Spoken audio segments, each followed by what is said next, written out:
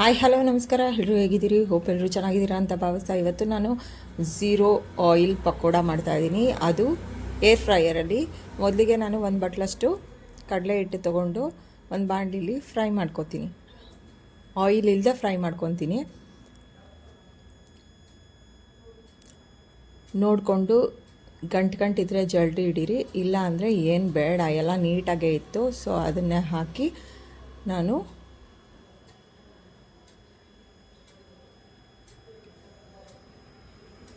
Fry ಮಾಡ್ಕೋತೀನಿ. ಸಿಮ್ಮಲ್ಲೇ fry ಮಾಡ್ಕೋಬೇಕು. ಅದಕ್ಕೊಂದು ಸ್ವಲ್ಪ ಖಾರದ ಪುಡಿ ಹಾಕಿ ಫ್ರೈ ಮಾಡ್ಕೋಬೇಕಾಗತ್ತೆ. ಹಾಗೆಯೇ ಒಂದೆರಡು ದಪ್ಪ ಈರುಳ್ಳಿ ಹೆಚ್ಚಿಟ್ಕೊಂಡಿದ್ದೀನಿ, ಸ್ಲೈಸಸ್ ಮಾಡ್ಕೊಂಡು ಇದನ್ನು ಚೆನ್ನಾಗಿ ಹುರ್ಕೊಬೇಕು. ಹುರ್ಕೋಬೇಕು ಅಂದರೆ ತುಂಬಾ ದಪ್ಪ ಸಿಮ್ಮಲ್ಲಿ ಇಲ್ಲ, ಲೈಟಾಗಿ ಸಿಮ್ ಇಟ್ಕೊಂಡು ನೀಟಾಗಿ ಹುರ್ಕೋಬೇಕು ಅದನ್ನು. ಈಗಂತೂ ಡೀಪ್ ಫ್ರೈ ಮಾಡೋದೆಲ್ಲ ಒಳ್ಳೆಯದಲ್ಲ ಅಂತಾರೆ. ಸೊ ಅದಕ್ಕೋಸ್ಕರ ಒಂದೊಂದು ಸತಿ ಈ ಥರ ಮಾಡ್ಕೊಂಡು ತಿನ್ಬೋದು. ಅದಕ್ಕೆ ಸ್ವಲ್ಪ ಒಂದು ಪಾತ್ರೆಗೆ ಆನಿಯನ್ ಹಾಕ್ಕೊಂಡು ಏನೇನು ಪಕೋಡಾಗ ನೀವು ಏನೇನು ಮಿಕ್ಸ್ ಮಾಡ್ತೀರಾ ಅದನ್ನು ಮಿಕ್ಸ್ ಮಾಡ್ಕೋಬೋದು. ಸ್ವಲ್ಪ ಕೊತ್ತಂಬರಿ ಸೊಪ್ಪು, ಕರಿಬೇವು, ಹಾಗೆ ಇದನ್ನೆಲ್ಲ ಹಾಕಿ ಒಂದು ಸ್ವಲ್ಪ ಸಾಲ್ಟ್ ಹಾಕಿ ಮಿಕ್ಸ್ ಮಾಡ್ಕೊಳ್ಳಿ.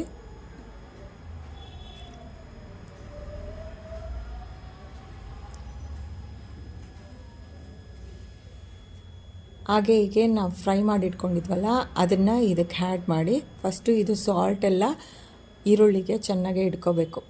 ಆ ಥರ ನೀಟಾಗೆ ಎಲ್ಲ ಕಲಸಿ ಮಿಕ್ಸಪ್ ಮಾಡ್ಕೊಳ್ಳಿ.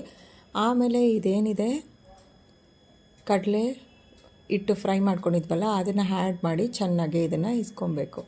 ನಾನು ತೊಗೊಂಡಿರೋದು ಪಿಜನ್ದು ಏರ್ ಫ್ರೈಯರು.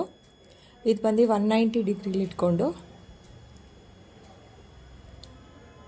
ನಾನು ಅದನ್ನು 6 ಮಿನಿಟ್ಸು ಇಲ್ಲ 10 ಮಿನಿಟ್ಸ್ ಆ ಥರ ಇಟ್ಕೊತೀನಿ. ಆಮೇಲೆ ತಿರ್ಗಾ ಅದು ರೋಸ್ಟ್ ಆಗಿಲ್ಲ ಅಂದರೆ ಇನ್ನೊಂದು ಸ್ವಲ್ಪ ಎಕ್ಸ್ಟೆಂಡ್ ಮಾಡ್ಕೋಬೋದು. 190 200 ಇಟ್ಟರೆ ಒಂದೊಂದು ಸತಿ ಸೀದಂಗೆ ಆಗೋಗುತ್ತೆ. ನೋಡ್ಕೊಂಡು ಮಾಡಬೇಕು. ಇದನ್ನು ಅದರೊಳಗಡೆ ಹಾಕಿ ಫ್ರೈ ಮಾಡ್ತೀನಿ. ಬೇಕು ಅಂದರೆ ಒಂದು ಸ್ವಲ್ಪ ನೀವು ಅದ್ರ ಮೇಲೆ ಆಯಿಲ್ ಹಾಕ್ಬೋದು. ನಾನೇನು ಆಯಿಲ್ ಹಾಕಿಲ್ಲ, ಹಂಗೇ ಮಾಡೋಣ ಅಂತ ಅಂದ್ಬಿಟ್ಟು ಮಾಡಿದೆ. ನಾವು ಯೂಶ್ವಲಿ ಆಯಿಲ್ ಡೀಪ್ ಫ್ರೈಯಲ್ಲಿ ಮಾಡಿರೋ ತಿಂದು ಟೇಸ್ಟ್ ನೋಡಿ ಸಡನ್ನಾಗಿ ಇದು ವೇರಿಯೇಷನ್ ಆಗುತ್ತೆ. ಬಟ್ ಏನೋ ತಿನ್ಬೋದು, ಅಂಥದ್ದೇನು ಮೋಸ ಇಲ್ಲ, ಆರಾಮಾಗಿ ತಿನ್ಬೋದು. ಎಣ್ಣೆಯಲ್ಲಿ ಕರೆದಿದ್ದಷ್ಟು ಟೇಸ್ಟ್ ಇರೋಲ್ಲ, ಒಪ್ಕೊತೀನಿ. ಆದರೆ ಇದು ಸ್ವಲ್ಪ ಸಾಸ್ ಜೊತೆ ನೀಟಾಗಿ ತಿನ್ಬೋದು. ಇದು ಒಂದು ಸ್ವಲ್ಪ ಅರ್ಧಂಬರ್ಧ ಆಗಿತ್ತು. ಸೊ ಎಲ್ಲ ಟರ್ನ್ ಮಾಡಿ ತಿರುಗಿ ಇನ್ನೊಂದು ಸತಿ ನಾನು ಅದನ್ನು ಇನ್ನೊಂದು 5 ಮಿನಿಟ್ಸ್ 10 ಮಿನಿಟ್ಸ್ಗೆ ಇಡ್ತೀನಿ. ಅದನ್ನು 175 ಡಿಗ್ರಿಲಿಟ್ಟು. ಅದು ಏನಂದರೆ 200 ಆದರೆ ತುಂಬ ಸೀದೋಗುತ್ತೆ. ಅದು ಹಾಕಿದ ತಕ್ಷಣ ನೋಡಿ ಫೈನಲಾಗಿ ಈ ಥರ ಬಂತು. ಟೇಸ್ಟು ಚೆನ್ನಾಗಿತ್ತು. ಒಂದು ಸತಿ ಟ್ರೈ ಮಾಡಿ. ಡೀಪ್ ಫ್ರೈಗಿಂತ ಈ ಥರನೂ ಒಂದೊಂದು ಸತಿ ಟ್ರೈ ಮಾಡಿ ತಿನ್ಬೋದು. ಹಾಗೆ ಇದು ಬೇಕಾದ್ರೆ ರೋಸ್ಟ್ ಮಾಡಿ ಕೂಡ ಆನಿಯನ್ ಹಾಕಿದ್ರೂ ಟೇಸ್ಟ್ ಚೆನ್ನಾಗಿರುತ್ತೆ. ಹೋಪ್ ಈ ವಿಡಿಯೋ ಇಷ್ಟ ಆಗಿದೆ ಅಂತ ಭಾವಿಸ್ತಾ ಲೈಕ್ ಮಾಡಿ, ಕಮೆಂಟ್ ಮಾಡಿ, ಶೇರ್ ಮಾಡಿ. Thank you for watching. ಹೋಗಿ ಬರಲಾ? ಬಾಯ್ ಬಾಯ್.